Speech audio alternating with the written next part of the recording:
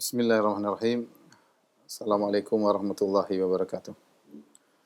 Alhamdulillahi ala ihsanih wa syukru lahu ala taufiqihi wa amtinanih wa asyhadu an la ilaha illallah wahdahu la syarika lahu ta'ziman li sya'nih wa asyhadu anna Muhammadan abduhu wa rasuluhu da'a ila ridwani. Allahumma salli alaihi wa ala alihi wa ashabihi wa ikhwani.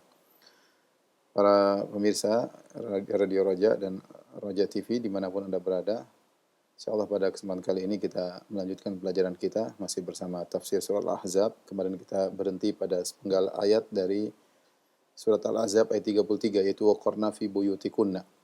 Kita akan lanjutkan pembahasan ayat tersebut ya. Insyaallah taala.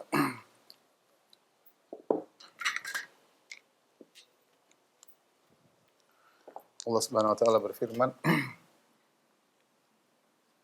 waqarna fi buyutikunna wala tabarrajna tabarrujal jahiliyatil ula wa aqimna salata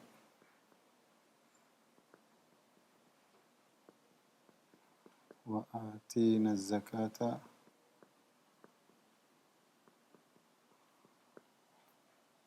wa ati'na Allah wa rasulah.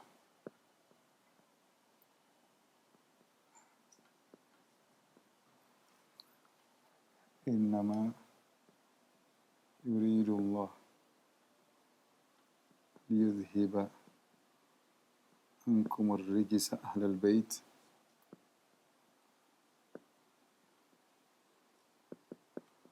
wa yutahhirakum tathira. Baik, kemarin telah kita jelaskan waqarna fi buyutikunna dan menetaplah di rumah-rumah kalian.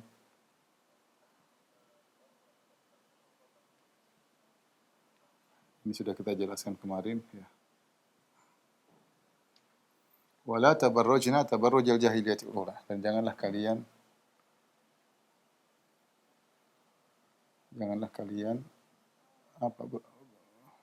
apa namanya? Tabarruj, nanti kita jelaskan makna tabarruj. Sebagaimana tabarrujnya jahiliyah yang pertama.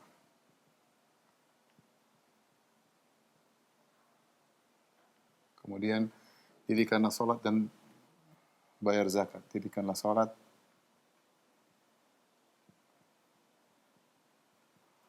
tunaikan zakat.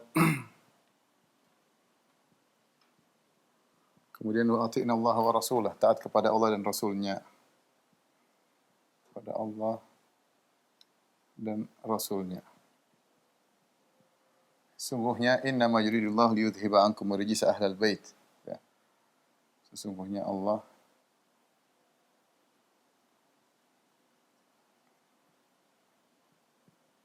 atau hanyalah ya Allah ingin menghilangkan dari kalian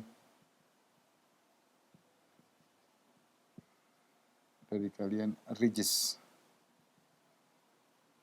ar-rijis ya. Wahai ahlul bait, yaitu ahlul bait, wa yutahhirukum tathira, dan membersihkan kalian, mensucikan kalian sesuci-sucinya. Ini para pemirsa yang dirahmati Allah Subhanahu wa taala, kita masih melanjutkan kepada pembahasan kita dalam surat Al-Ahzab ayat 33. Telah kita jelaskan tentang waqarna fi buyutikunna, kita jelaskan bahwasanya menetapnya seorang wanita di rumah adalah ibadah, ya, apalagi kalau diniatkan karena Allah, kemudian dia menjalankan kewajibannya sebagai ibu rumah tangga di rumah, maka argo pahala berjalan meskipun dia di dalam rumah, tidak usah keluar-keluar. Kemudian Allah mengatakan wala tabarrujna tabarrujal jahiliyatul. Janganlah kalian tabarruj sebagaimana tabarrujnya jahiliyah yang pertama, ya. Apa itu makna tabarruj? Tabarruj diambil dari burj ya. Tabarruj dari kata al-burj. Burj itu maksudnya kalau gampangannya nampak atau zuhur ya, nampak. Ya, nampak ya. Atau terlihat. Seperti firman Allah Subhanahu wa taala, eh, apa namanya? Aina ma takunu yudrikumul maut walau kuntum fi burujim musyayyadah, ya. Dimanapun kalian berada maka maut akan menjemput kalian meskipun kalian berada di buruj, yaitu di tempat yang tinggi, ya, yang terjaga tetap saja. Jadi at-tabarruj maksudnya seorang wanita keluar secara syar'i, ini secara bahasa, secara syar'i, yaitu idhar al-mar'ah mahasinaha amama rijal ajanib.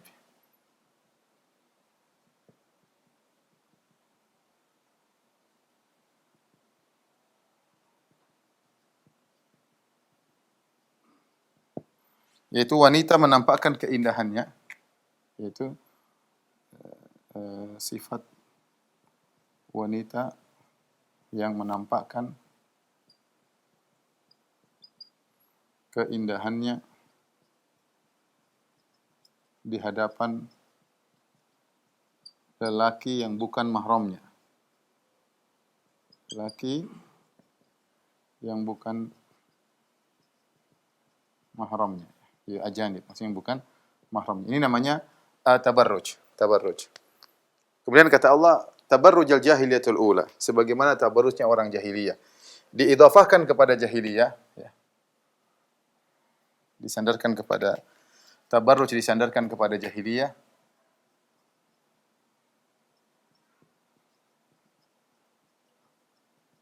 Kepada jahiliyah, karena jahiliyah maksudnya kebodohan.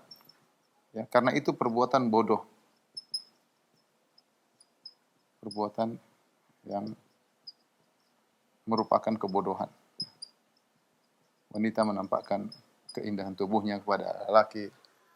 Kemudian disebut dengan al-ula. Yang pertama, ya, apa maksudnya? Jahiliyah yang pertama, maka ini ada dua pendapat, maksudnya jahiliyah itu bertingkat-tingkat, ya, dua pendapat.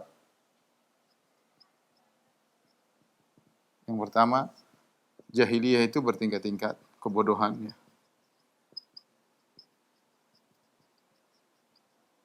Ada yang tingkatan pertama, ada yang mengatakan jahiliyah maksudnya al-ula di sini, al-ula maksudnya jahiliyah zaman dahulu. Jahiliyah zaman pertama maksudnya zaman dahulu. Para ahli tafsir berselisih, zaman mana yang dimaksud? Ada yang mengatakan jahiliyah yang terjadi setelah Nabi Nuh, zaman Nabi Nuh alaihissalam. Ada yang mengatakan jahiliyah yang terjadi di zaman Nabi tertentu. Sampai ada yang mengatakan jahiliyah yang terjadi di zaman Nabi Ibrahim. Ada yang mengatakan jahiliyah yang terjadi di zaman Nabi Musa alaihissalam. Ya. Intinya, di zaman jahiliyah ini, entah zaman Nabi siapa, yaitu para ahli tafsir sepakat. Maksudnya wanita di zaman tersebut menampakkan keindahannya.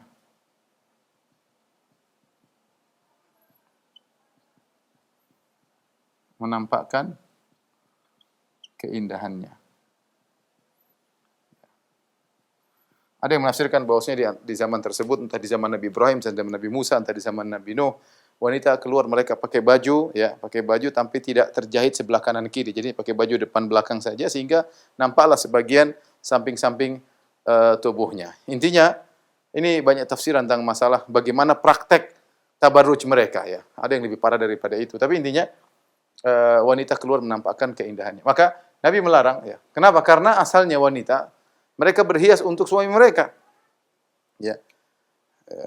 Untuk apa? Litaskunu ilaiha, agar para suami merasa tentram dengan wanita tersebut. Dengan wanita berhias untuk suaminya, maka menjadikan lelaki tentram, menjadi senang memandang istrinya. Bukan sebaliknya, wanita kemudian berhias untuk orang lain. Ini justru menggelisahkan suaminya. Apa tujuan pernikahan? Wa min ayatihi an khalaqalakum min anfusikum azwajan litaskunu ilaiha. Di antara tanda-tanda kebesaran Allah, Allah menjadikan bagi kalian istri-istri kalian. Buat apa?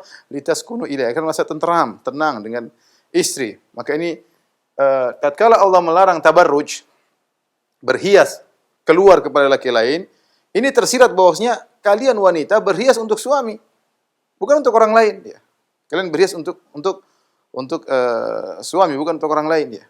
Dan bentuk perhiasan, Syekh Utsaimin rahimahullah menjelaskan, bentuk tabarruj umum ya.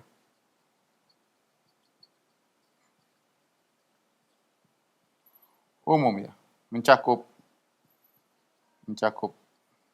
eh, apa di antaranya? Misalnya aurat aurat tubuh yang kelihatan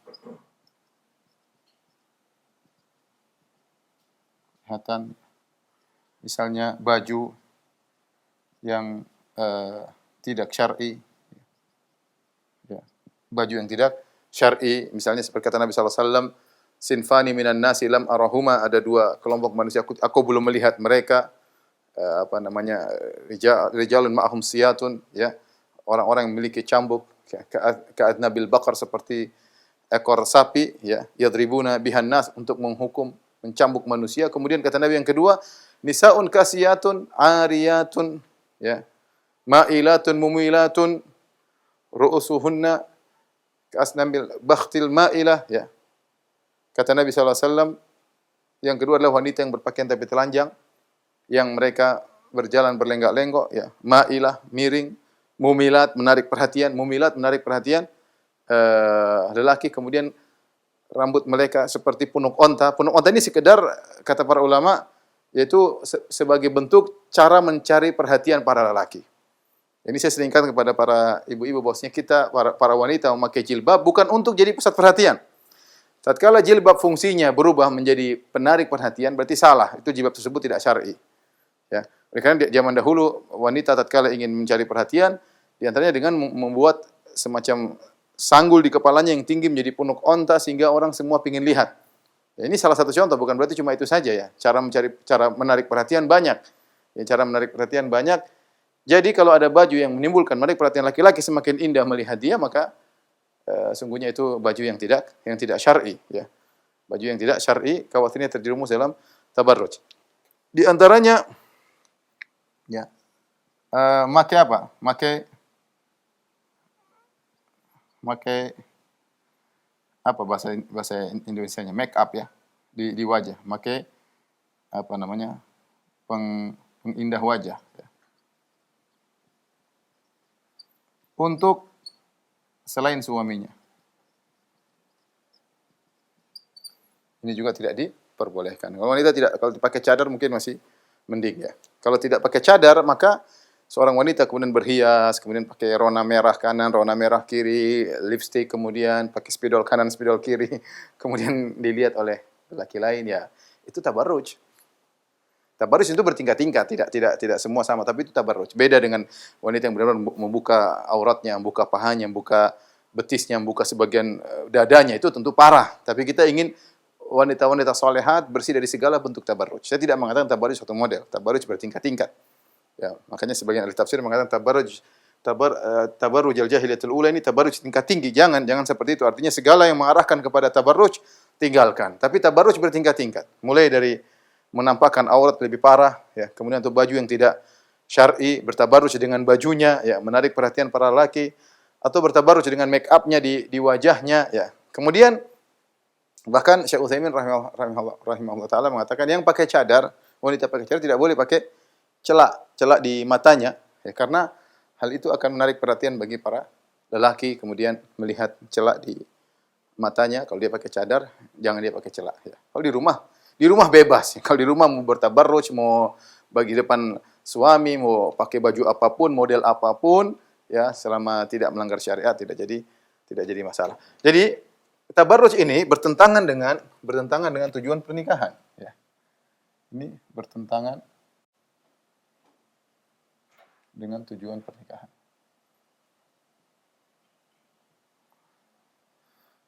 Seharusnya wanita, kalau kita boleh bahasa kita, bertabarruj di depan suaminya harusnya, bukan di luar. Ya. Namun kita dapati sebagian wanita dari wanita muslimah justru sebaliknya, kalau ingin keluar rumah maka berhias luar biasa. Ketika ketemu suami tidak ada persiapan menyambut suami. Ya. Jadi dia bertabarruj untuk orang lain, bertabarruj untuk laki-laki lain. Ini adalah kesalahan fatal, ya. Terkadang sebagian suami bejat juga senang istrinya bertabarruj untuk orang, bahkan disuruh mami berhias dong, malu ketemu dengan kawan-kawan abi, ya, kawan-kawan papi misalnya. Ini malah parah, ini suaminya nyuruh dia bertabarruj untuk pamer di hadapan laki-laki lain. Dan ini termasuk kemaksiatan yang masih banyak tersebar di tanah air kita. Kita berusaha memperbaiki pelan-pelan. Sikap wanita suka bersolek. Bersolek bagus, tapi di depan suami, bukan bersolek di hadapan laki-laki lain ya. Apalagi kemudian sudah bersolek, sudah wajah cantik, kemudian masukkan ke Facebook. Wah, mantap lagi.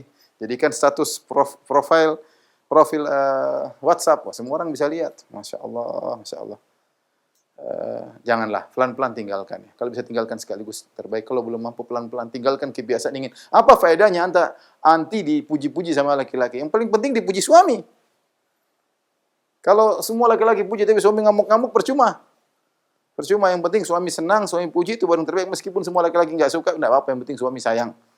Oleh karenanya tabarruj ini bertentangan dengan hikmah daripada pernikahan. Harusnya pernikahan itu namanya pernikahan istri berhias untuk suami, bukan untuk orang lain. Inilah di antara makna wala tabarrajna tabarrujal jahiliyatil ula. Itu jangan kau nampak sebagaimana penampakan orang-orang wanita-wanita terdahulu. Kemudian kata Allah Subhanahu wa taala, wa aqimnas salat. Wa aqimnas salat. Wahai istri Nabi, dirikanlah salat, wa atinaz zakat, dan tunaikanlah zakat, wa ati'na Allah wa rasulah, dan taatlah kepada Allah dan Rasulnya. Setelah itu Allah mengatakan, innama yuridullahu liyudhhiba ankumur rijsa ahlal bait wa yutahhirakum tathira. Ya. Sungguhnya ya, Allah bermaksud untuk menghilangkan dosa dari kalian dan untuk membersihkan kalian sebersih-bersihnya. Ini ayat penting. Ini ayat penting ya. Setelah itu, setelah ayat ini Allah berfirman, "Wadhkurna ma yutla fi buyutikunna min ayatillahi wal hikmah innallaha kana latifan khabira." Setelah ayat ini Allah mengatakan, "Wadhkurna ma yutla fi buyutikunna min ayatillahi wal hikmah innallaha kana latifan khabira." Baik, ini ayat selanjutnya. Dan ingatlah apa yang dibacakan di rumah-rumah kalian berupa ayat-ayat Allah Al-Quran dan Al-Hikmah Sunnah Nabi SAW. Sungguhnya Allah Maha halus dan Maha mengetahui apa yang kalian lakukan. Di sini yang ingin saya sampaikan bahwasanya Allah sedang berbicara konteksnya. Jadi saya ingin bandingkan antara Ahlus Sunnah dengan Syiah ya, tentang ayat ini. Jadi tafsir ayat ini ya, versi Syiah, versi Ahlus Sunnah. Baik, bagaimana versi beda ya? Kalau Syiah, mereka mengatakan ayat ini tidak ada kaitannya dengan istri-istri Nabi. Jadi kata mereka, istri-istri Nabi sallallahu alaihi wasallam tidak masuk dalam ahlul bait. Ini yang kita perhatikan. Istri Nabi tidak masuk dalam ahlul bait ya. Jadi innama yuridullahi liyudhhiba ankum rijsa ahlal bait. Sungguhnya Allah ingin menghilangkan dari kalian dosa-dosa kalian wahai ahlul bait wa yutahhirukum tathira, dan untuk membersihkan kalian sebersih-bersihnya. Kata mereka lafal ahlul bait di sini tidak termasuk istri Nabi. Kalau Ahlus Sunnah justru istri-istri Nabi yang paling pertama masuk dalam ayat ini. Yang paling pertama masuk dalam ahlul bait. Kenapa bisa demikian? Karena ayat sebelumnya, kata-kata sebelumnya semua berkaitan dengan istri-istri Nabi. Wa qarna fi buyutikunna. Allah menggunakan nun niswah. Hendaknya kalian menetap di rumah kalian. Wala tabarrajna, jangan kalian tabarruj. Wa aqimna, dirikanlah salat. Wa atina zakat. Semua tentang istri Nabi. Wa atina Allah wa rasulah. Inna majlidullahi liyudhhiba ankum rijsa ahlal bait. Setelah Allah sebutkan ini, Allah sebutkan ayat berikutnya, wadhkurna, sama ini semua. Wahai istri-istri Nabi, ingatlah. Wahai istri-istri Nabi, ingatlah. Jadi, kenapa? Karena konteks sebelumnya dan sesudahnya berkaitan dengan istri Nabi. Karena konteks sebelum dan sesudahnya ya berkaitan dengan istri Nabi.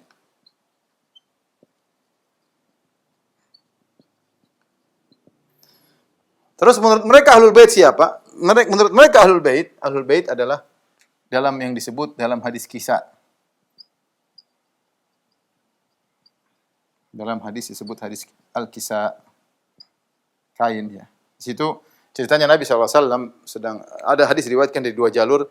Jalur pertama dari Aisyah radhiyallahu anha dalam Sahih Muslim, hadisnya sahih. Yang kedua hadis diriwayatkan dari Ummu Salamah. Ya, Ummu Salamah banyak jalan tapi banyak yang dhaif tapi dihasankan oleh sebagian ulama. Adapun dalam hadis Aisyah yaitu Rasulullah SAW memakai kain, kemudian Rasulullah SAW memasukkan dalam kain tersebut ada Ali, ada Fatimah, Rasulullah SAW tutupi mereka dengan kisah, dengan kainnya, kemudian Hasan dan Husain. Kemudian Rasulullah SAW membacakan ayat ini, innama yuridullahu liyudhiba ankumur rijsa ahlal baiti wa yutahhirakum tadhira. Sungguhnya Allah ingin menghilangkan dari kalian dosa dan mensucikan kalian suci-sucinya. Kata mereka, cuma 4 orang itu sama Nabi 5 orang. Ahlul Bait cuma 5 orang. Siapa? Yaitu Nabi sallallahu alaihi wasallam, Ali, Fatimah, kemudian Hasan dan Husain. Hasan, Husain. Kata mereka, itulah yang Ahlul Bait. Jadi istri Nabi tidak masuk. Sebelum saya melanjutkan, saya ingin sebutkan bahwasanya orang-orang Syiah mereka tidak menganggap istri Nabi Ahlul Bait. Mereka tidak menganggap istri Nabi Ahlul Bait. Nanti akan kita bantah insyaallah. Oleh karena kita dapati mereka sangat jengkel dengan istri Nabi sallallahu alaihi wasallam, ya. Di antara bukti-bukti mereka jengkel kepada istri Nabi sallallahu alaihi wasallam, pertama mereka menafsirkan ayat yang sudah kita bahas, ayatut takhir pada pertemuan sebelumnya, ya. Ya ayuhan nabiyyu qul li azwajika in kuntunna turidna hayatad dunya wa zinataha fata'alaina umatti'kunna wa asarrihkunna sarahan jamila wa in kuntunna turidna Allah wa rasulahu darul akhirah dan seterusnya. Ayat sebelum ayat ini. Jadi awal dari pembahasan tentang istri Nabi pada pertemuan lalu telah kita jelaskan. Yaitu Allah berkata, wahai Nabi, ya, sampaikanlah kepada istri-istrimu kalau kalian menghendaki kehidupan dunia dan perhiasannya, maka kemarilah aku ceraikan, aku berikan pemberian. Kata mereka, ya, kalau kita sudah jelaskan bahwasanya para istri-istri Nabi waktu itu pingin tambahan nafkah karena mereka tahu Nabi SAW baru dapat ghanimah, dapat fai, dapat harta, sementara sebagian sahabat mungkin memberikan pemberian kepada istri-istri mereka. Namanya ibu-ibu, mereka ingin juga. Tapi Allah tegur mereka sehingga Allah didik mereka dan jadilah mereka wanita-wanita yang mulia sampai Allah melarang ya ayyuhallaka nisa, tidak boleh bagi engkau wahai Nabi untuk menikahi wanita-wanita setelah ini. Nabi dilarang menikah lagi setelah sisi Nabi yang ada. Meskipun cantik-cantik atau mengagumkan Nabi sallallahu alaihi wasallam, Nabi tidak boleh menikah setelah 9 istrinya ini.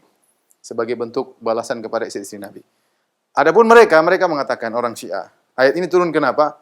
Karena sebagian istri Nabi di antaranya Zainab bintu Jahsyin.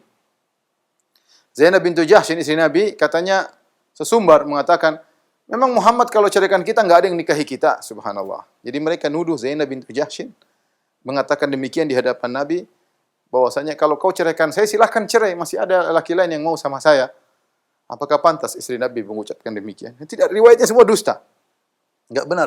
Zainab bintu Jahsyin yang sangat mulia, yang kata Nabi SAW, awalukunna luhukan bi atwalukunna ba'an. Kata Nabi SAW, di antara kalian istri-istriku yang pertama kali menyusulku adalah seorang yang paling panjang tangannya. Ternyata Zainab, karena dia sangat rajin bersedekah. Nabi puji Zainab. Ya. Nabi sangat cinta kepada Zainab sampai ketika hadisatul ifk, bagaimana Aisyah mengatakan Allah menjaga Zainab. Ketakwaannya menjaga dia ikut campur dalam nimbrung dalam tuduhan-tuduhan tidak benar kepada Aisyah radhiyallahu taala anha, sementara saudarinya Hamnah binti Jahsyin ikut menuduh Aisyah melakukan hal yang tidak senonoh, ya. Zainabnya tidak. Zainabnya tidak. Wa hiya allati tusamini inda fil manzila inda Rasulillah. Kata Aisyah, dialah Zainab yang menyayangiku dalam kedudukan di hati Rasulullah sallallahu alaihi wasallam. Zainab wanita yang saleh, rajin beribadah, sangat rajin bersedekah. Makanya istri pertama yang menyusul Nabi adalah Zainab. Kemudian orang Syiah mengatakan Zainab mengatakan, wahai Muhammad, kalau kau ceraikan saya masih ada laki-laki lain yang mau. Ya. Ini kebencian mereka. Apalagi kebencian mereka terhadap Aisyah dan Hafsah. Ya. Mereka terutama kepada Aisyah. Dua ini, ya. Di antaranya mereka menafsirkan firman Allah Subhanahu wa taala, "Wa daraballahu mathalan lil ladzina kafaru imra'atan Nuh wa imra'atan Lut. Kanata tahta 'abdaini min ibadina salihaini fa khanatahuma falam yughni anhuma min Allahi syai'a." Kata mereka, Allah beri perumpamaan terhadap orang kafir tentang istri Nabi Lut dan istri Nabi Nuh. Kata mereka, ini cuma permisalan. Maksudnya istri Nabi Lut, istri Nabi Nuh, maksudnya adalah Aisyah dan Hafsah. Kafir keduanya. Kafir. Kafir. Kana tahta abadaini min ibadi. Padahal ayatnya jelas beda. Ini ayat berkaitan dengan dua orang, Nuh, Lut. Dua orang. Kemudian kalau ini kan Hafsah dan Aisyah istri Nabi, satu orang aja, suami mereka cuma satu. Jadi mereka maksain ayat, ya. Kemudian kata mereka, kana tahta abadaini min ibadina salihaini fa khanatahuma. Kedua wanita ini berkhianat kepada suami mereka, maksudnya mereka berzina, ya. Itu dua macam-macam oleh mereka. Ini tertulis dalam buku-buku tafsir mereka tentang Aisyah dan Hafsah, ya. Bahkan mereka buat cerita lagi bahwasanya Aisyah setelah peninggalnya Nabi sallallahu alaihi wasallam kemudian dia keluar berjanji sama Thalha. Waliyadzubillah, ya. Kemudian melakukan pernikahan atau melakukan perzinahan sama Thalha bin Ubaidillah yang dijamin surga oleh Nabi sallallahu alaihi wasallam. Intinya mereka orang-orang Syiah ini parah terhadap istri Nabi sallallahu alaihi wasallam, ya. Mereka menuduh Aisyah berzina. Oleh karenanya, karena Aisyah, mereka jengkel Aisyah meninggal dengan tenang, sampai mereka punya akidah namanya akidah raja'ah. Apa itu akidah raja'ah? Akidah raja'ah itu akan muncul imam yang ke-12 dan dia akan imam ke-12 yaitu Imam Mahdi menurut mereka akan membangkitkan para sahabat untuk disiksa sebelum hari kiamat. Namanya raja'ah, yaitu kebangkitan sebelum hari kiamat. Ini akidahnya orang Syiah. Dan mereka meyakini bahwasanya nanti Imam Mahdi ini akan bangkitkan Aisyah dan dia akan dihukum karena dia telah melakukan perzinahan atau karena dia telah melakukan macam-macam kemaksiatan, ya, atau permusuhan terhadap Ali bin Abi Thalib dan yang lainnya, ya. Maka mereka sangat benci kepada istri-istri Nabi sallallahu alaihi wasallam, dan kita harus membela, ya. Kita harus membela istri Nabi sallallahu alaihi wasallam. Bahkan dalam sebagian hadis Rasulullah SAW mengatakan orang yang membela istri Nabi disebut as-sadiqul bar, ya, itu orang yang berbakti. Ya, seakan-akan kita disuruh bela istri Nabi seperti kita berbakti kepada ibunda kita sendiri, ya. Oleh karenanya mereka mengeluarkan istri-istri Nabi dari konteks ayat ini. Padahal ayat ini jelas berkaitan istri-istri Nabi sallallahu alaihi wasallam, ya. Istri Nabi. Mereka berdalil dengan hadis apa? Dengan hadis Al-Kisa. Hadis ini tadi saya bilang yang diriwayatkan siapa? Aisyah yang riwayatkan tentang hadis ini. Yang sanad yang sahih dalam Sahih Muslim yang riwayatkan hadis Kisa adalah Aisyah radhiyallahu taala anha, yang mereka kafirkan, yang mereka katakan pezina dan mereka tuduh yang macam-macam. Dia yang meriwayatkan hadis tentang hadisul Kisa. Demikian juga diriwayatkan sebagian dari Ummu Salamah yang istri Nabi juga yang dianggap bukan Ahlul Bait, ya. Ini yang benar bahwasanya Ahlul Bait di sini adalah termasuk istri-istri Nabi sallallahu alaihi wasallam yang masuk lebih utama. Apa dalilnya bahwasanya yang dimaksud Ahlul Bait adalah istri-istri Nabi sallallahu alaihi wasallam? Ya, dalilnya banyak, ya. Dalil, ya. Baik secara bahasa, secara urf maupun secara dalil, ya. Secara bahasa sampai sekarang orang menggunakan secara bahasa ahl, ya, ahlur rajul, ya. Yaitu apa? Zaujatuhu. Ini secara bahasa. Secara urf juga demikian. Sampai sekarang orang mengatakan ahluk maksudnya istrimu. Ahluka, istrimu, keluar, istrimu. Kemudian dalil juga dalam Al-Quran digunakan. Dalam Al-Quran secara dalil, ya. Dalam Al-Quran Allah menyebutkan ahl maknanya adalah istri. Contoh seperti firman Allah Subhanahu wa taala, ya, tentang pembicaraan malaikat dengan istri Nabi Ibrahim alaihissalam. Ya. Qalat ya wailata a'alidu wa ana ajuzu wa hadha ba'li syaikha inna hadha la syai'un ajib.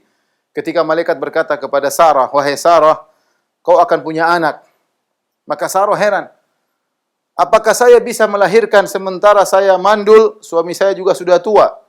Maka malaikat berkata kepada Sarah, ingat pembicaraan malaikat kepada Sarah. Qalu ata'jabina min amrillah rahmatullahi wa barakatuhu alaikum ahlal bait.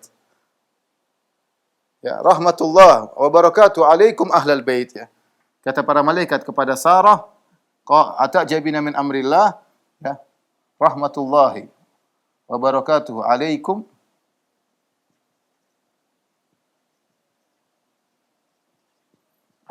ahlal bait. Perhatikan, di sini malaikat bicara dengan Sarah dengan mengatakan ahlul bait dengan menggunakan kalimat kum, alaikum ahlal bait. Kepada kalian wahai ahlul bait. Jelas ahlul bait maksudnya Sarah dan ini maksudnya istri Nabi Ibrahim alaihissalam. Demikian dalam ayat yang lain surat Al-Qasas, falamma qada Musal ajala wa sara bi ahlihi ana min janibi turi nara. Ya. Kata Allah dalam surat Al-Qasas tentang Nabi Musa, ya. Falamma qada Musal ajala wa sara bi ahlihi. Ketika Musa selesai membayar maharnya di kota Madian, dia pun berjalan bersama ahli istrinya. Ahli di sini maksudnya apa? Istrinya. Ahl maksudnya istri dalam Al-Quran. Contoh lagi seperti perkataan apa namanya istrinya Imratul Aziz kepada suaminya. Ma jaza'u man arada bi ahlika su'an. Bagaimana menurutku suamimu?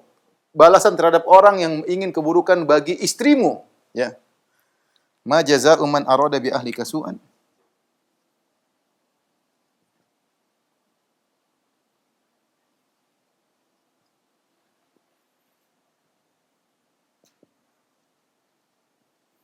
Illa aisjana wa adzabun alim, ya. Sama di sini ahluka maksudnya istrimu. Jelas sekali al-ahl maknanya istri. Ini dalam hadis Nabi SAW. Jadi ahlul bait adalah istri. Ini kalimat pertama yang dimaksud dengan ahlul bait adalah istri. Kemudian juga dalam Rasulullah SAW pernah masuk ke rumah Aisyah dan mengatakan assalamualaikum ahlal bait. Ya. Rasulullah SAW pernah bersalam mengatakan istrinya dengan ahlul bait. Kemudian juga dalam salawat kita kan salawat Ibrahim, kita bilang Allahumma sholli ala Muhammad wa ala alihi, ya. Ya. Kama shallaita ala Ibrahim wa ala ali Ibrahim. Allahumma sholli ala Muhammad wa ala ali Muhammad kama shallaita ala Ibrahim wa ala ali Ibrahim innaka Hamidum Majid wa barik ala Muhammad wa ala ali Muhammad kama barakta ala Ibrahim wa ala ali Ibrahim innaka Hamidum Majid. Dalam riwayat yang lain, yang hadis sahih juga, Allahumma sholli ala Muhammad wa azwajihi wa dzurriyyatihi. Ahlu Muhammad ternyata maksudnya istri dan anak-anaknya. Allahumma sholli ala Muhammad wa azwajihi istri-istrinya dan juga kepada anak-anaknya. Berarti ahlul bait termasuk istri dan anak-anak. Jadi kita ada berapa istilah? Ada namanya al-ahl, ahlul bait, ada namanya al-al, sama ada al-itrah. Ini tiga lafal yang mirip-mirip. Meskipun ada khilaf ya. Al-itrah ada yang mengatakan berkaitan dengan cucu keturunan Nabi SAW, al-al, al-ahl. Tapi ini tiga makna yang mirip yang berkaitan dengan keluarga Nabi SAW. Para orang-orang Syiah berselisih tentang makna al-ahl wal-al wal-itrah, tapi mereka sepakat untuk mengeluarkan istri-istri Nabi daripada ini semua. Sehingga mereka tidak menganggap istri-istri Nabi adalah ahlul bait, terutama di situ ada Aisyah, ada Hafsah yang mereka kafirkan istri-istri Nabi SAW. Kita bilang yang benar bahwasanya istri Nabi masuk dalam ayat ini. Kemudian apa dalil mereka orang Syiah? Mereka berdalil bahwasanya istri-istri Nabi tidak masuk karena di sini Allah mengatakan wa yutahhirakum ankum, kalian, wa yutahhirakum. Dan kata mereka kum itu untuk laki-laki. Sementara sebelumnya Allah menggunakan antunna wa qarna antunna fi buyutikunna wala tabarrajna antunna, kalian wanita, wa aqimna antunna juga nun niswah. Kemudian masuk dengan mim al-jama'. Inna majrillahu liyudhiba ankum, bukan angkunna. Allah tidak mengatakan sungguhnya Allah hendak menghilangkan dari kalian istri Nabi pakai angkum. Kenapa pakai angkum? Bagaimana jawaban ahlu sunnah terhadap pendalilan mereka? Sehingga mereka mengatakan ini ayat, kata mereka ini ayat, Allah masukkan di luar konteks ya. Jadi meskipun sebelumnya tentang istri Nabi, setelahnya setelah istri Nabi, ini ayat mereka masukkan di tengah-tengah. Karena buktinya pakai kum. Bagaimana kita bantah? Bantahan pertama kita bilang, ini bukan ayat. Ini bukan ayat. Bukan ayat baru. Ini masih sambungan dari ayat sebelumnya. Bagaimana kalian bilang ini tidak ada kaitannya dengan sebelumnya? Ini satu ayat. Allah tidak mengatakan wa qarna fi buyutikunna wa la tabarrajna wa aqimna sholata wa atina zakata wa atina rasulah. Kemudian Allah titik ayat baru. Enggak, ini masih lanjutan dari ayat sebelumnya. Bagaimana tiba-tiba kalian bilang ujung ayat tidak ada kaitannya dengan sebelumnya? Enggak bisa. Enggak logis. Ini ayat sambungan. Ayat baru yang ini, wadkurna ma yutla fi buyutikunna min ayatillahi wal hikmah. Ya. Jadi ini masih sambungan dari sebelumnya.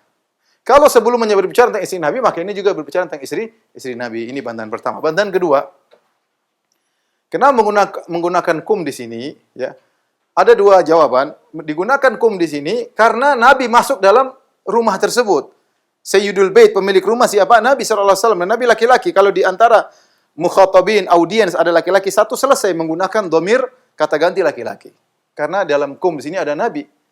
Innama yudhiba ankum. Karena khitab pembicaraan ditujukan kepada keluarga. Dan keluarga di situ ada kepala keluarganya, itu Rasulullah SAW. Dan laki-laki, sehingga ada satu saja laki-laki, maka merubah kata ganti menjadi kata ganti laki-laki. Kum. Ini jawaban kedua. Jawaban ketiga, bisa saja kum ini karena melihat perkataan ahl. Ahl ini muzakkar, muzakkar. Sama seperti firman Allah Subhanahu wa taala, rahmatullahi wa barakatuhu alaikum ahlal bait. Perhatikan, ini padahal malaikat berbicara kepada Sarah dan Sarah satu orang. Sarah satu orang. Kemudian Allah menggunakan kata ahl dan mengatakan kum, padahal Sarah perempuan. Satu. Ya. Sebelumnya malaikat berkata ata'jabina min amrillah, masih pakai nun niswa, ata'jabina min amrillah, rahmatullahi wa barakatuhu alaikum ahlal bait. Karena ahlul bait adalah kata yang muzakkar, maka digunakan kum. Ini mungkin kawan-kawan yang tidak paham bahasa Arab agak bingung, tapi saya ingin menyampaikan hal ini karena ini bantahan kepada orang-orang Syiah. Yang benar bahwasanya istri-istri Nabi masuk dalam ayat ini. Masuk dalam ayat ini. Baik. Pembahasan berikutnya. Orang-orang Syiah berdalil dengan ayat ini. Jadi pertama mereka tafsirkan ini hanya untuk Nabi, Ali, Fatimah, Hasan dan Husain radhiyallahu ta'ala anhum dan Nabi sallallahu alaihi wasallam. Mereka berdalil ayat ini bahwasanya ini Nabi, Ali, Fatimah, Hasan, Husain mereka maksum.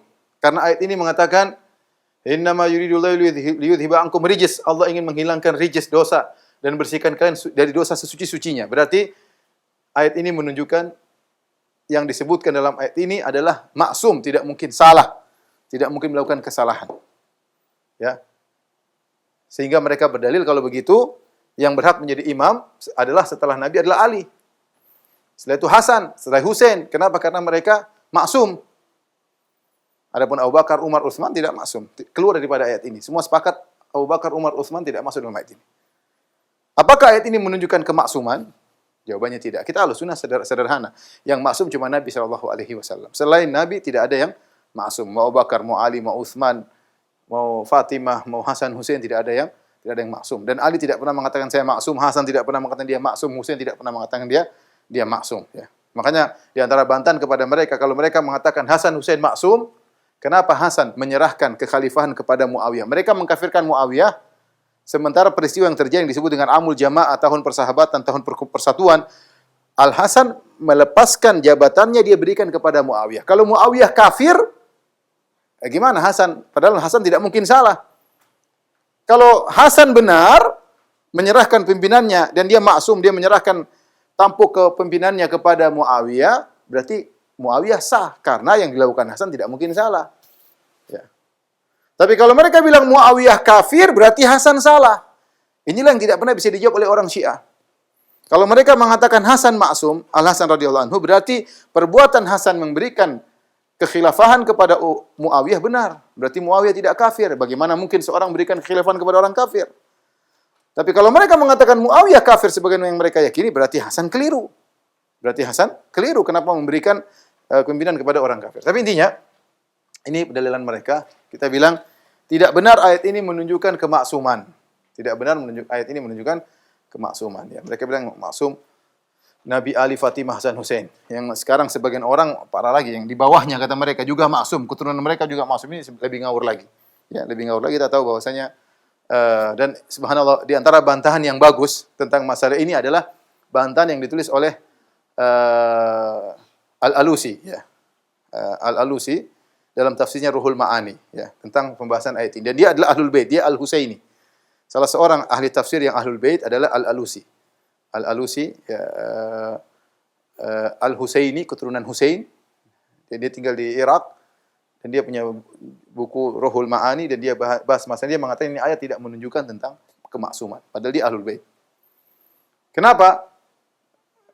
Banyak jawaban yang menunjukkan ayat ini tidak menunjukkan kemaksuman. Kalau ayat ini menunjukkan kemaksuman gara-gara rijs dan tathir, menghilangkan dosa-dosa dan tathir. Maka dalam ayat yang lain juga Allah Subhanahu wa taala berfirman tentang orang-orang beriman dalam surat Al-Maidah ayat 6, kata Allah setelah menyebut tentang ayat wudu, kata Allah, "Walakin yuridu liyutahhirakum wa liyutimma ni'matahu 'alaikum la'allakum tashkurun." Tapi Allah syariatkan kalian tentang wudu dan mandi junub untuk apa? Walakin yuridu liyutahhirakum, untuk membersihkan kalian. Terus kalau kalimat tathhir berarti suci, berarti para sahabat juga semua maksum. Demikian juga dalam surat Al-Anfal kata Allah, "Wa yunazzilu 'alaikum minas sama'i ma'an liyutahhirakum bih wa yudhhiba 'ankum rijzas syaitan." Sama persis dalam surat Al-Anfal. Dalam ketika perang Badar. Kata Allah Subhanahu wa taala, Allah turunkan kepada kalian hujan ya, untuk membersihkan kalian dan untuk menghilangkan rijis dari syaitan. Berarti para sahabat peserta perang Badar semua maksum. Di situ ada Abu Bakar, ada Utsman, berarti maksum semua. Nah, kalau ayat-ayat itu tidak menunjukkan sahabat maksum, maka ayat ini juga tidak menunjukkan maksum. Ya. Tapi ayat ini sebenarnya ya, makna rijis juga macam-macam, artinya syirik, tafsiran macam-macam tafsiran rijis ataupun tathhir.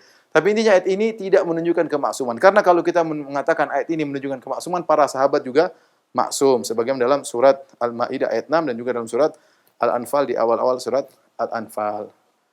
Ya. Inilah mungkin yang bisa saya sampaikan tentang ayat ini. Kemudian kita lanjutkan ayat berikutnya. Wadhkurna ma yutla fi buyutikunna min ayatillahi wal hikmah. Dan bacakanlah. Wadhkurna di sini ada beberapa tafsiran. Wadhkurna. Ada yang mengatakan ingatlah. Ya, ada yang mengatakan bacalah. Ya, ingatlah, bacalah. Ada yang mengatakan sampaikanlah. Sampaikanlah. Ya. Intinya ingatlah tentang nikmat yang Allah berikan kepada kalian. Atau bacalah apa yang Allah ajarkan kepada kalian. Atau sampaikanlah apa yang Rasul ajarkan kepada kalian. Wadhkurna ma yutla fi buyutikunna. Dan ingatlah apa yang dibacakan di rumah-rumah kalian. Min ayatillah. Min ayatillah ini maksudnya adalah Al-Quran. Wal hikmah. Al-hikmah maksudnya sunnah. Ada beberapa pendapat tapi lebih banyak menafsirkan adalah sunnah. Innallaha kana latifan khabira. Sungguhnya Allah itu maha lembut, maha khabir. Lembut maksudnya apa? Latif adalah Allah membawakan kebaikan kepada seseorang tanpa dia sadari dengan perlahan-lahan. Allah menghindarkan dia daripada keburukan tanpa dia sadari. Lihatlah bagaimana Allah latif kepada Nabi Yusuf alaihissalam. Inna rabbi latiful lima yasha. Nabi Yusuf setelah menyebutkan kenikmatan yang Allah berikan kepada dia, dia mengatakan, Inna rabbi latiful lima yasha. Sungguhnya Rabbku lembut terhadap apa yang dia kehendaki. Kenapa? Karena Nabi Yusuf alaihissalam dapat kenikmatan secara perlahan. Dari dibuang di sumur, kemudian dijual sebagai budak. Dia tidak sadar terus sampai kemudian dituduh berzina, dipenjara sampai menjadi bendaharawan Mesir dengan penuh kelembutan. Ya, sama. Ini juga Allah memberikan kenikmatan kepada istri-istri Nabi sallallahu alaihi wasallam tanpa mereka sadari. Ya, Allah membuat mereka nikah dengan Nabi sallallahu alaihi wasallam. Allah kemudian menjadikan mereka menemani Nabi sallallahu alaihi wasallam dengan kesusah payahan hidup bersama Nabi sallallahu alaihi wasallam. Itu semua kebaikan bagi mereka yang tidak didapatkan oleh wanita-wanita yang lain.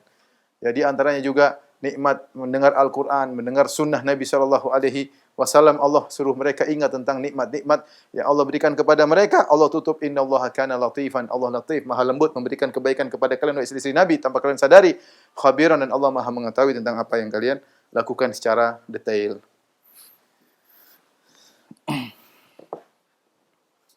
Kita lanjutkan ayat berikutnya.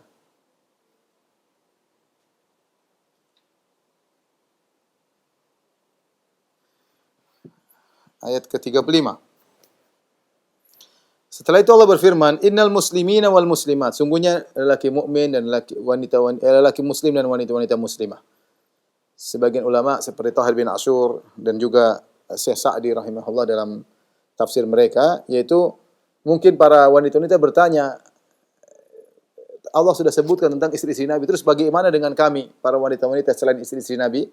Maka Allah turunkan ayat-ayat yang menyebut tentang para wanita. Tapi digandingkan dengan lelaki tentunya, ya, karena hukumnya sama, hukum asal sama antara wanita dan lelaki. Tetapi ayat ini tujuannya diantaranya untuk menjelaskan bahwasanya Allah bukan hanya perhatian kepada istri-istri Nabi, tapi perhatian kepada wanita muslimah secara umum.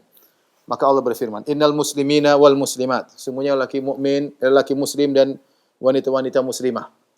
Wal mu'minina wal mu'minat, dan lelaki-lelaki mukmin dan wanita-wanita mukminah. Wal qanitina wal qanitat. Kemudian laki-laki yang taat kepada Allah dan wanita-wanita yang taat kepada Allah. Was-sadiqina was-sadiqat. Para lelaki yang jujur dan wanita-wanita yang jujur. Was-sabirina was-sabirat. Para lelaki yang sabar dan wanita-wanita yang sabar. Wal khashiina wal khashiat. Para lelaki yang khusyuk dan wanita-wanita yang khusyuk. Wal mutasaddiqina wal mutasaddiqat. Dan para lelaki yang sering bersedekah dan wanita-wanita yang juga sering bersedekah. Was-saimina was-saimat. Para lelaki yang sering berpuasa dan para wanita yang sering berpuasa. Wal hafizina furujahum, para lelaki yang menjaga kemaluan mereka. Wal hafizat, dan juga para wanita yang menjaga kemaluan mereka. Wadz-dzakirina Allaha katsiran, para lelaki yang sering mengingat Allah. Wadz-dzakirat, dan para wanita yang banyak mengingat Allah. A'adallahu lahum maghfirah, Allah siapkan bagi mereka ampunan, wa ajran 'azima, dan ganjaran yang besar. Tapi ayat ini, tafsir paling ringkas yang paling bagus adalah tafsirnya Syekh Sa'di rahimahullahu taala. Bisa dibaca, tapi saya ingin jelaskan secara ringkas saja. Bagaimana ayat ini, ayat 35 mencakup seluruh amal saleh. Mencakup seluruh amal saleh. Pertama, al-muslimin berkaitan dengan Islam. Islam berkaitan dengan amalan zahir. Islam berkaitan dengan amalan zahir. Yaitu seakan-akan Allah berfirman, sungguhnya para lelaki yang melakukan amalan-amalan zahir dan para wanita yang melakukan amalan-amalan zahir. Kemudian wal mu'minin wal mu'minat berkaitan dengan iman, amalan batin.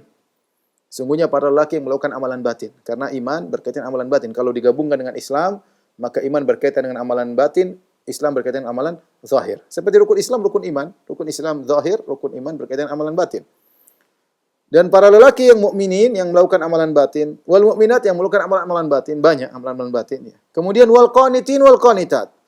Al-qunut yaitu dawam ta'ah, ya.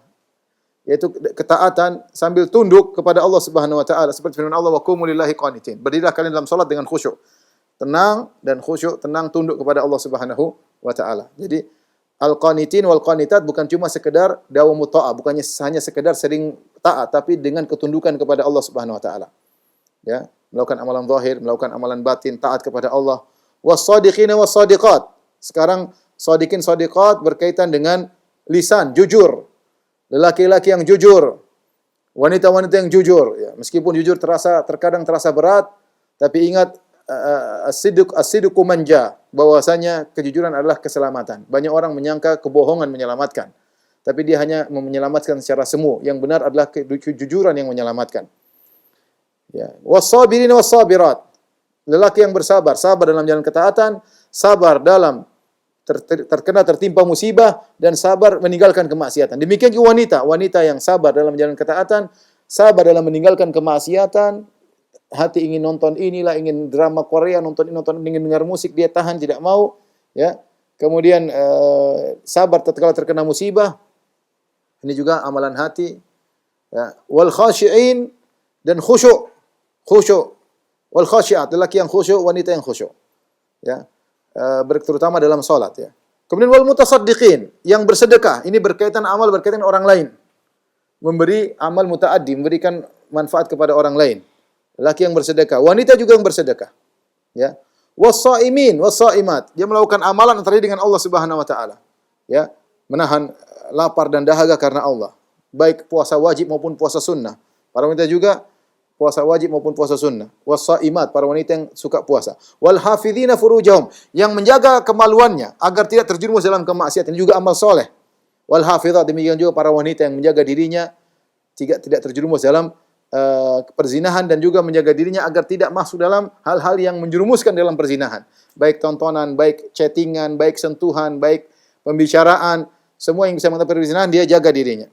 Wadz-dzakirina Allaha katsiran, yang banyak mengingat Allah Subhanahu wa taala. Sering berzikir kepada Allah ketika dia berdiri, ketika dia berbaring, ketika dia duduk, ketika dia pesawat, ketika dia sedang berjalan, ketika dia di atas motor, ketika mungkin sebagian wanita sedang masak, dia berzikir kepada Allah. Jangan lupa zikir-zikir yang utama seperti zikir pagi petang, zikir setelah salat. Saya ingatkan kepada ibu kalau habis salat jangan langsung lihat HP, zikir dulu. Zikir pagi petang.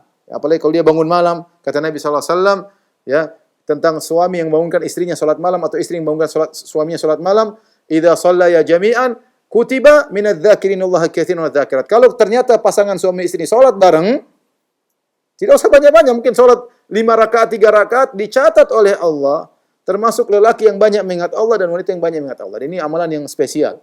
Sampai kalau Nabi mengatakan kalau mereka berdua bangun salat bersama dicatat termasuk zakirinallah zakirat ya. Apa ganjaran bagi mereka? Ini mereka mengumpulkan semua kebaikan. Amalan zahir, amalan hati, semuanya mereka lakukan. Taat dalam beribadah, jujur amalan lisan, jujur, sabar dalam musibah, khusyuk dalam beribadah, sedekah bantu orang lain, puasa, menjaga kemaluan, menjaga pandangan, menjaga pendengaran. Kemudian banyak mengingat Allah Subhanahu wa taala. Kata Allah, "Adallahu lahum maghfiratan wa ajran 'azima." Allah siapkan bagi mereka maghfirah. Maghfirah di sini datang dalam tanwin, itu nakirah untuk li ta'zim. Mereka mendapatkan ampunan yang besar. Dalilnya di antaranya digandingkan dengan ajran azimah. Seakan-akan Allah mengatakan, "Adallahu lahum maghfiratan azimatan wa ajran azima." Allah siapkan bagi mereka ampunan yang besar dan ganjaran yang besar. Karena dalam Al-Qur'an sering Allah datangkan dengan tankir, dengan tanwin, tapi maksudnya untuk pengagungan. Wallahu a'lam bishawab. Ini saya sampaikan. Insyaallah setelah azan kita buka tanya jawab. Wallahu ta'ala a'lam bishawab. Saya kembalikan kepada Akhil Karim Abu Luqman hafizahullahu taala. Allahu khairan, kami sampaikan kepada Ustaz Firanda Andirja hafizahullah ta'ala yang telah memberikan nasihatnya kepada kita dalam pembahasan tafsir Al-Quranul Karim surah Al-Ahzab ayat ke-33 sampai 35. Saudaraku seiman dan seakidah, kami undang Anda untuk memasuki sesi tanya jawab. Baik, pertanyaan pertama kita akan coba angkat melalui pesan singkat dari hamba Allah, tidak disebutkan di mana. Bertanya tentang profesi saya selaku juru rias di walimah untuk wanita, Ustaz. Apakah termasuk tabarruj? Mohon penjelasannya, Ustaz. Allah alam bisawab. Kalau ternyata dia juru rias bagi wanita dan itu maksudnya hanya untuk acara wanita, dipajang untuk wanita, itu tentu tidak jadi masalah ya. Memang namanya orang ingin menikah dirias ya, atau untuk disiapkan bertemu dengan suaminya, maka ini tentu baik. Ya, tentu baik ya. Tapi kalau dalam rangka dipajang dilihat oleh para lelaki, maka ini adalah bentuk tabarruj ya. Bentuk tabarruj tidak diperbolehkan. Wallahu a'lam bishawab. Jazakallahu khairan Ustaz atas penjelasannya, dan untuk berikutnya kita coba angkat pertanyaan melalui line telepon. Kami persilahkan. Iya. Oh, mohon maaf tampaknya terputus. Sekali lagi Anda dapat mengecilkan terlebih dahulu televisi atau radio Anda untuk penanya melalui line telepon. Kita coba angkat kembali pertanyaan melalui line telepon. Kami persilahkan. Iya. Assalamualaikum. Waalaikumsalam warahmatullahi. Dari siapa di mana, Ibu? Dari Ibu, dari Jambi. Jambi, silahkan Ibu. Bagaimana waktu sholat itu pikiran kemana-mana? Apakah yang harus diingatkan dalam hati? Baik. Macam ini. Kalau waktu sujud tuh bolehkah bahasa Indonesia, bahasa Arab, untuk yang minta kepada Tuhan supaya khusyuk, bagaimana?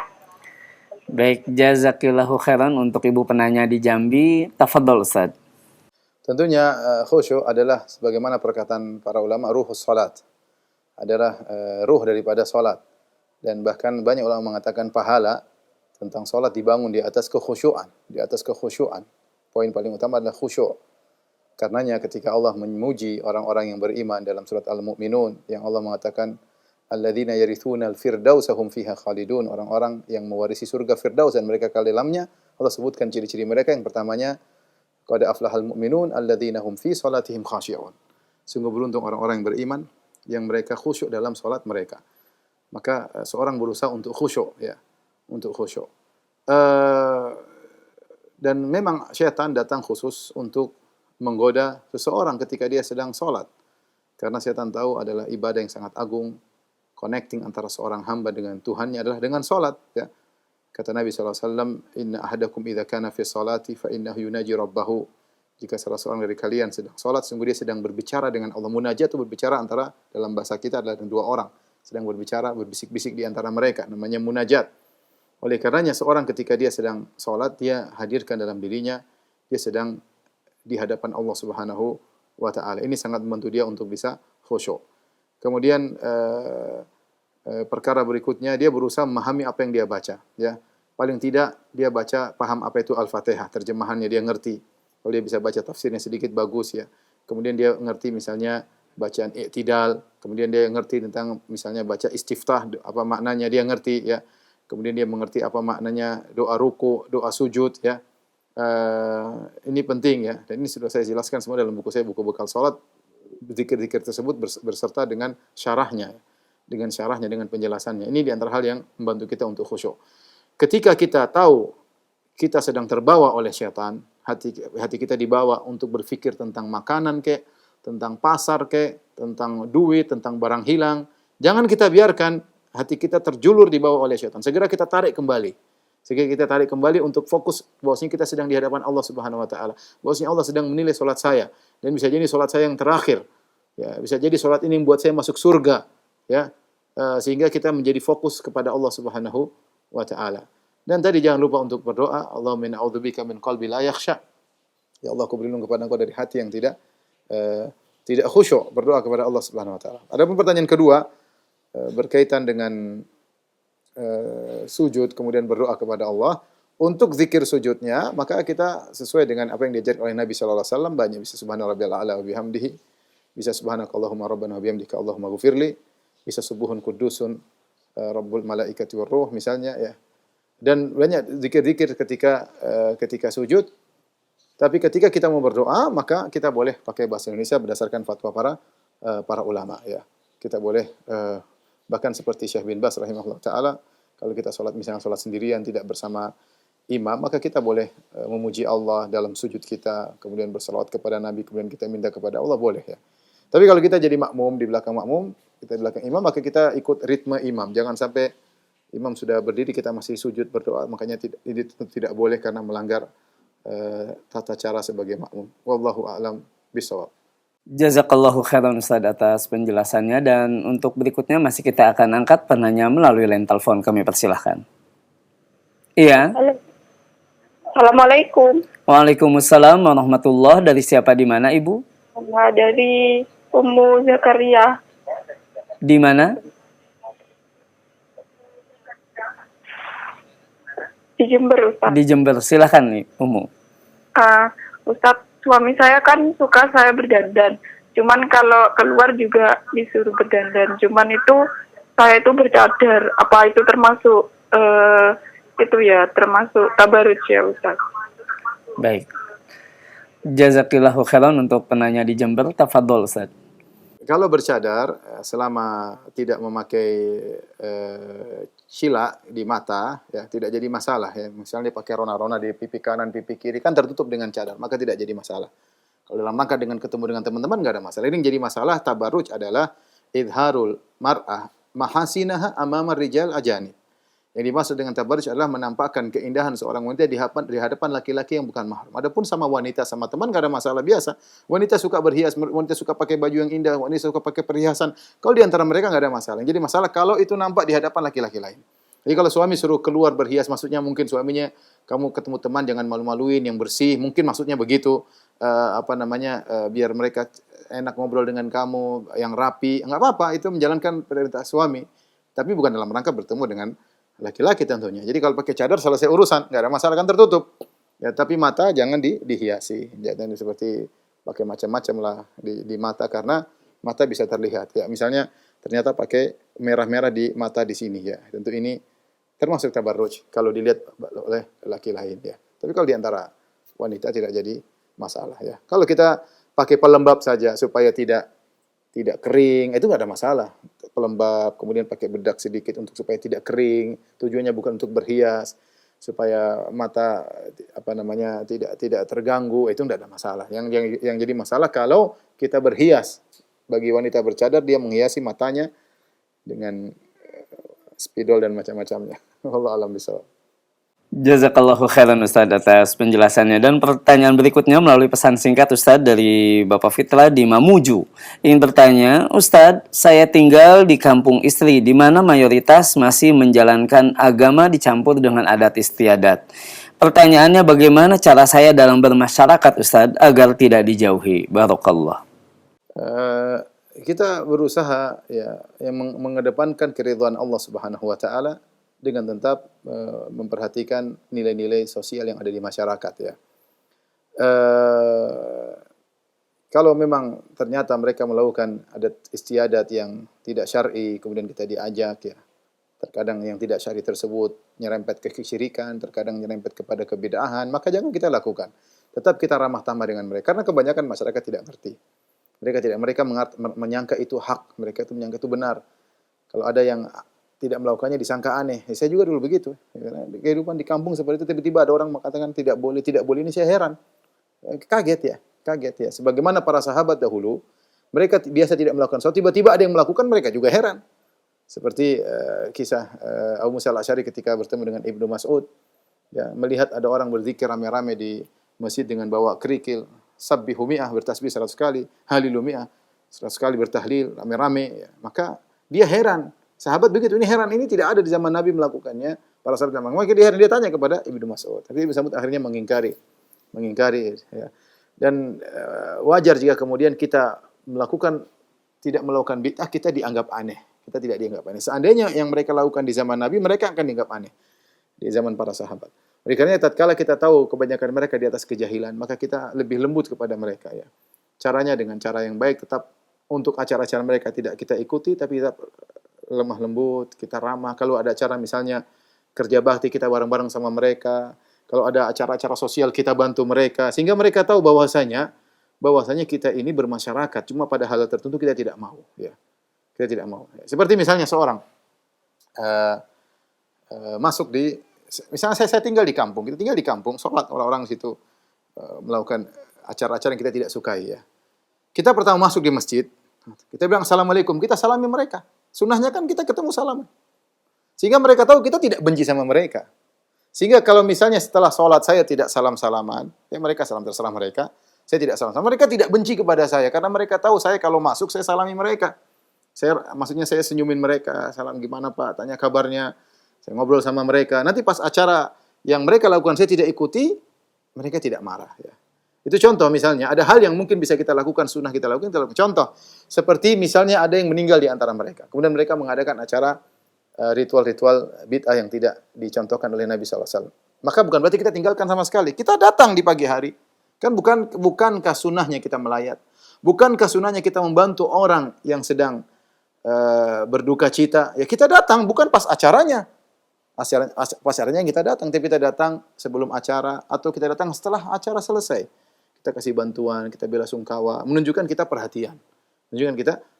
Selama kita bisa menjalankan sunnah, ya kita kerjakan. Kalau ternyata harus terjebak dengan acara-acara yang ritual yang tidak benar, maka kita tinggalkan. Dengan cara yang baik, dengan senyum, dengan lemah lembut, tidak perlu kasar-kasar, karena kebanyakan mereka tidak ngerti.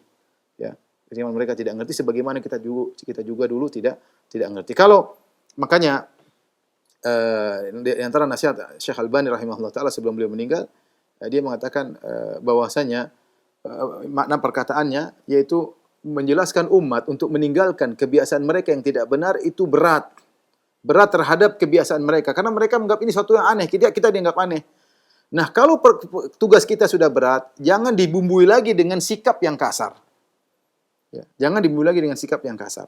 Maka tugas berat yang kita lakukan agar menjelaskan umat tentang tidak boleh terjerumus dalam bid'ah dan kesyirikan ini berat bagi mereka karena tradisi yang mereka lakukan. Maka kita harus jelaskan dengan cara yang lembut, apalagi kita interaksi dengan mereka dengan senyum, dengan kebaikan agar mereka bisa menerima. Wallahu a'lam bishawab. Jazakallahu khairan Ustaz atas penjelasannya, dan untuk berikutnya kita akan angkat pertanyaan melalui line telepon. Kami persilahkan. Iya. Oh, mohon maaf terputus. Kita akan angkat pertanyaan melalui pesan singkat. Pertanyaan dari hamba Allah, Ustaz, adakah hadis sahih bahwa Aisyah istri Rasulullah mengajar para sahabat, Ustaz? Karena di sekarang ini banyak ustadzah wanita percaya diri menjadi penceramah untuk laki-laki. Mohon penjelasannya, Ustaz. Yang ada para sahabat kalau mereka tidak tahu tentang hadis, mereka datang ke Aisyah radhiyallahu anha. Bukan Aisyah buka pengajian ya. Bukan Aisyah radhiyallahu anha buka pengajian. Mereka datang bertanya kepada Aisyah, apalagi itu adalah ummul mukminin. Bukan Aisyah ke masjid buka pengajian ya. Jangan salah paham. Jadi wajar kita tahu ada istri Nabi yang sangat cerdas, faqihah, Aisyah radhiyallahu taala Siddiqah binti Siddiq. ya radhiyallahu taala anhuma ya, wanita yang saleh yang alimah, dan dia adalah ibunda kaum mukminin. Ketika para sahabat ada masalah, mereka bertanya kepada Aisyah radhiyallahu taala karena mereka tahu tidak ada yang punya ilmunya kecuali Aisyah. Banyak hal-hal yang terjadi dalam rumah Nabi yang tidak ada yang tahu kecuali Aisyah radhiyallahu taala anha ya. Adapun zaman sekarang banyak laki-laki tahu, ngapain kita belajar kepada wanita yang ilmu itu ada di kalangan para lelaki ya. Ya kecuali mungkin wanita mengajar wanita, maka itu oke lah ya, mungkin ada majelis mereka khusus selama wanita tersebut memang berkompeten untuk bisa mengajar ya, dan tidak tergesa-gesa dalam menjawab pertanyaan, tidak tergesa-gesa dalam menyimpulkan sesuatu ya,